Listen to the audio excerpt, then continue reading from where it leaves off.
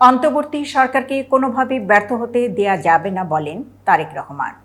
অন্তর্বর্তী সরকারকে হাজারো শহীদের রক্তের বিনিময়ে লাখো কোটি জনতার গণ অভ্যুত্থানের ফসল বলে মন্তব্য করে বিএনপির ভারপ্রাপ্ত চেয়ারম্যান তারেক রহমান বলেছেন, এই সরকারকে কোনোভাবে ব্যর্থ হতে দেয়া যাবে না।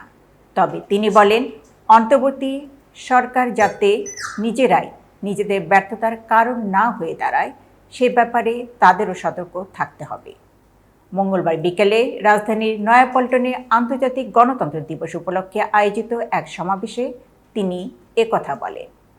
তারেক রহমান বলেন, বাংলাদেশ কিংবা যে কোনো দেশে গণ অভ্যুত্থানের মাধ্যমে গঠিত সরকার অবশ্যই জনগণের সরকার। তাই জনগণ অন্তর্বর্তী সরকারের প্রতি সহযোগিতা অব্যাহত রেখেছে, রাখবে। তবে কোনো এক পর্যায়ে অন্তর্বর্তীকালীন সরকারের জবাবদিহিও কিন্তু নির্বাচিত সংসদের মাধ্যমে নিশ্চিত করা হয়।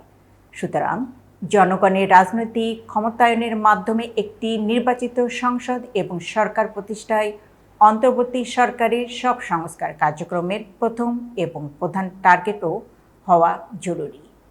বিএনপির ভারপ্রাপ্ত চেয়ারম্যান বলেন, এজন্যই অগ্রাধিকার ভিত্তিতে জনগণের ভোটে নির্বাচিত প্রতিনিধিদের দ্বারা গঠিত জবাবদিহিমূলক সরকার এবং সংসদ প্রতিষ্ঠার লক্ষ্যকে সামনে রেখে সংস্কার কার্যক্রম এগিয়ে নেওয়া দরকার।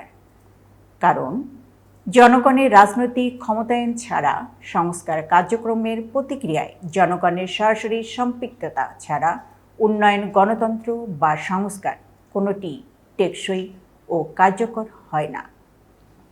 একটি অবাধ, সুষ্ঠু এবং নিরপেক্ষ নির্বাচনের মাধ্যমেই জনগণের রাজনৈতিক ক্ষমতায়ন নিশ্চিত করা সম্ভব।